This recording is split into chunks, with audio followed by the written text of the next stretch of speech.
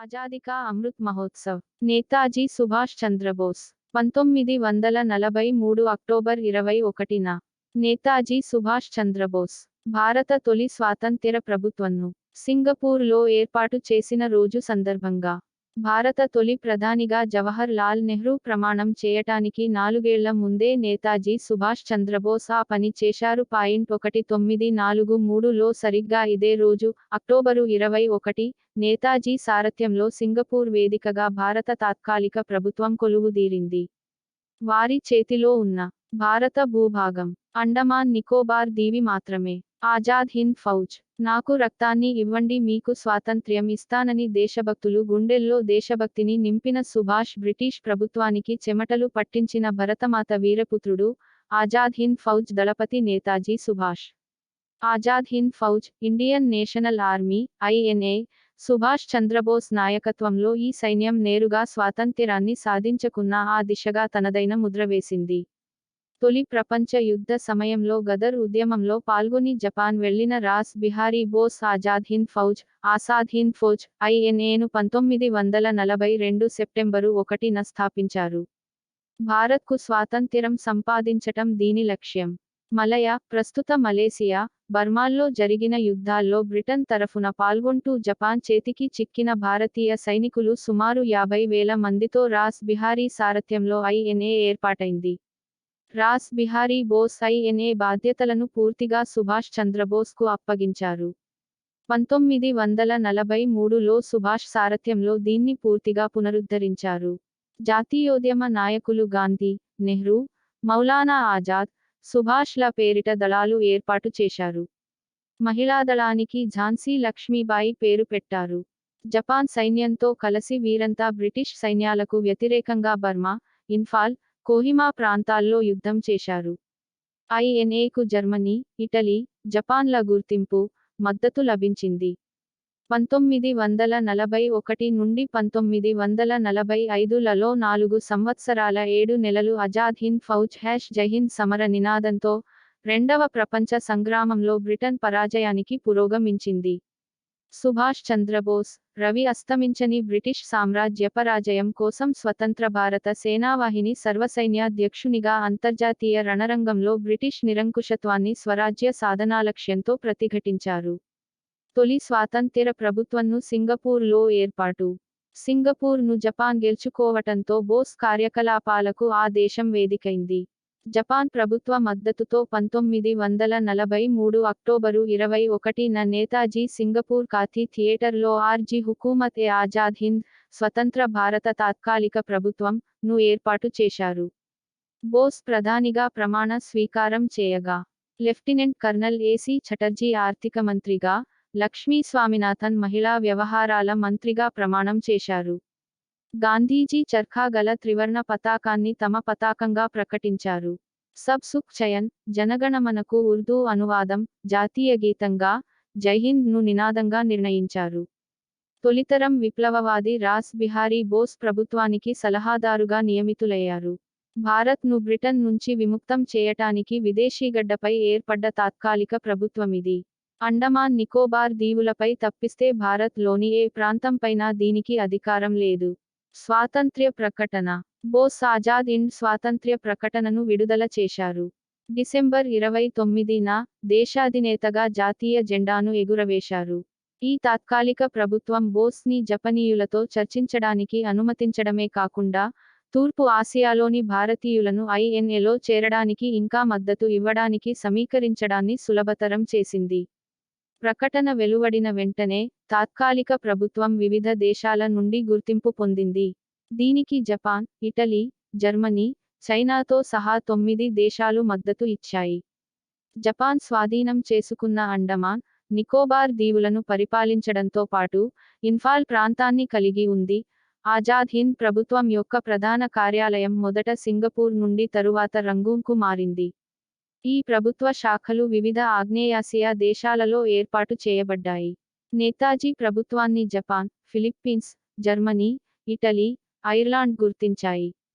సాయుధ పోరాటం కోసం భారతీయ సంఘాల సమీకరణ వేగవంతమైంది.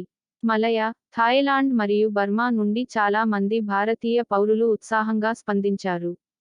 ప్రస్తుతానికి నేను మీకేమీ ఇవ్వలేకున్నా. నాతో పాటు కలిసి నడిస్తే తప్పకుండా స్వేచ్ఛనిస్తా. తాత్కాలికమే అయినా ఇది ప్రతి ఒక్క భారతీయుడి ప్రభుత్వం.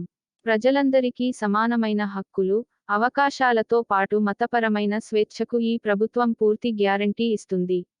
బ్రిటిష్ ప్రభుత్వం పాటించిన కుళ్ళు, కుతంత్రాల విభజిత పాలన కాకుండా ప్రజలందరి సుఖసంతోషాలు, శ్రేయస్సు కోసం ఈ ప్రభుత్వం పనిచేస్తుంది, అంటారు బోస్. చలో ఢిల్లీ. ప్రభుత్వ ఏర్పాటు తరువాత నేతాజీ చలో ఢిల్లీ అంటూ పిలుపునిచ్చారు. భారత్లోని బ్రిటన్ ప్రభుత్వంపై ఇండో బర్మా సరిహద్దుల్లో యుద్ధం ప్రకటించారు. ఇన్ఫాల్, కోహిమా సెక్టార్లో కూడా జపాన్ సేనలతో కలిసి ఐఎన్ఏ పోరాడింది. కొన్ని విజయాలు, కొన్ని వెనకడుగులతో సాగిన ఐఎన్ఏ యాత్ర తన లక్ష్యాన్ని నేరుగా సాధించకున్నా, పరోక్షంగా బ్రిటన్ ప్రభుత్వ గుండెల్లో రైళ్లు పరుగెత్తించింది. 1945లో రెండవ ప్రపంచ యుద్ధం ముగింపులో, బ్రిటిష్ సైన్యం జపాన్ సైన్యం, ఆజాద్ హింద్ సైన్యాన్ని ఓడించి, అండమాన్ నికోబార్ దీవులను తిరిగి స్వాధీనం చేసుకుంది. ఫౌజ్ స్ఫూర్తితో ఐఎన్ఏ పాత్ర ముగిసినా దాని స్ఫూర్తి ముగియలేదు. 1946లో బ్రిటిష్ వారి సారథ్యంలోని రాయల్ ఇండియన్ నేవీ, నౌకాదళం, లో తిరుగుబాటు మొదలైంది. దీంతో ఎక్కువ రోజులు ఇక్కడ పాలన కష్టమనే సంగతి బ్రిటిష్ ప్రభుత్వానికి అర్థమైంది. తిరుగుబాట్ల ఫలితంగా భారతదేశంలో బ్రిటిష్ పాలన పునాదులు బలహీనపడ్డాయి. భారతదేశం త్వరగా స్వాతంత్ర్యం పొందింది. బ్రిటన్ పార్లమెంటు భారత స్వాతంత్ర్య ప్రకటనను వేగవంతం చేయటంలో ఈ ఐఎన్ఏ, తదనంతర పరిణామాలు కూడా కారణాలే.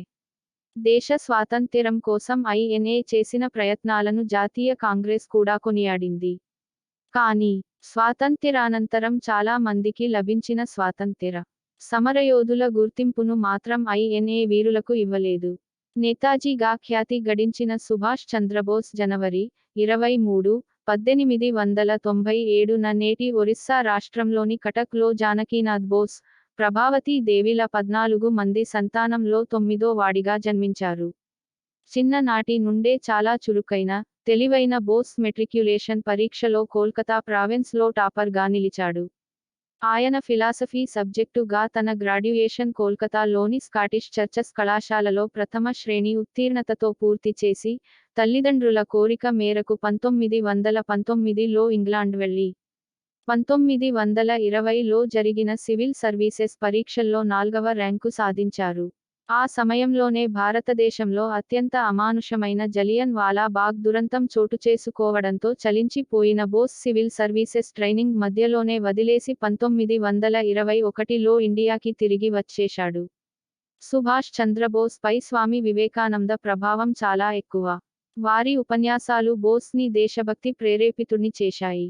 ఇండియాకి వచ్చిన బోస్ గాంధీజీ సూచనల మేరకు దేశబంధు చిత్తరంజన్ దాస్ ఆధ్వర్యంలో స్వాతంత్ర్యోద్యమంలో పనిచేశారు. ఆ తర్వాత వీరే బోస్కి రాజకీయ గురువైనారు. 1928లో జవహర్లాల్ నెహ్రూ అధ్యక్షతన ఏర్పాటైన కాంగ్రెస్ కమిటీ, బ్రిటిష్ వారు భారతదేశానికి స్వయం ప్రతిపత్తి ఇవ్వాలని కోరగా జవహర్లాల్ నెహ్రూ మరియు సుభాష్ చంద్రబోస్లు మాత్రం సంపూర్ణ స్వాతంత్ర్యం తప్ప మరేదీ తమకు ఆమోదయోగ్యం కాదు అన్నారు. ఆ తర్వాత దండి సత్యాగ్రహం, శాసనోల్లంఘన ఉద్యమం సమయంలో బ్రిటిష్ వారు బోస్ని అరెస్టు చేసి జైలుకు పంపారు. ఒకవైపు 1931 మార్చి 23న దేశద్రోహం నేరం క్రింద విప్లవ వీరులు భగత్ సింగ్, రాజ్ గురు, సుఖదేవ్లను బ్రిటిష్ ప్రభుత్వం ఉరితీస్తే, మరోవైపు గాంధీ, ఇర్విన్ ఒడంబడిక ప్రకారం ఉద్యమం విరమించడాన్ని బోస్ తీవ్రంగా వ్యతిరేకించారు. 1931లో బోస్ని విడుదల చేసిన బ్రిటిష్ ప్రభుత్వం ఆయన్ని యూరప్కి తరలించి దేశంలో ప్రవేశించకుండా నిషేధాజ్ఞలు జారీ చేసింది. ఆ సమయంలో బోస్ యూరప్లోని ప్రధాన నగరాల్లో అనేక మంది వ్యక్తులను కలుస్తూ భారత్, యూరప్ల రాజకీయ, సాంస్కృతిక సంబంధాలు బలోపేతం చేయడానికి కృషి చేస్తూ, నిషేధాజ్ఞలు ఉల్లంఘించి ఇండియాకి తిరిగి రావడంతో బ్రిటిష్ ప్రభుత్వం అరెస్టు చేసింది. 1937లో జరిగిన ఎన్నికల్లో కాంగ్రెస్ పార్టీ 7 ప్రావిన్స్లలో విజయం సాధించడంతో 1938లో జరిగిన భారత జాతీయ కాంగ్రెస్ సమావేశం బోస్ని కాంగ్రెస్ పార్టీ అధ్యక్షునిగా చేసింది. ఆ తరువాత 1939 అధ్యక్ష ఎన్నికల్లో బోస్ గాంధీ బలపరిచిన డాక్టర్ పట్టాభి సీతారామయ్య పై విజయం సాధించినా అంతర్గతంగా కాంగ్రెస్ పార్టీలో బోస్ కి వ్యతిరేక వర్గ విధానాలతో విసుగొంది రాజీనామా చేసి ఫార్వర్డ్ బ్లాక్ ని ఏర్పాటు చేశారు. రెండవ ప్రపంచ యుద్ధంలో బ్రిటిష్ వారు భారతదేశ వనరులను, సైనికులుగా భారతీయులను ఉపయోగించడాన్ని తీవ్రంగా వ్యతిరేకించడం, 6 నెలల్లోగా దేశానికి స్వాతంత్ర్యం ఇవ్వాలని లేదంటే తీవ్ర పరిణామాలు ఉంటాయని హెచ్చరించడంతో నాటి బ్రిటిష్ ప్రభుత్వం బోస్ ని గృహ నిర్బంధం చేసింది. 1941లో గృహ నిర్బంధం నుండి తప్పించుకున్న బోస్ ఆఫ్ఘనిస్తాన్ మీదుగా జర్మనీ చేరుకున్నారు.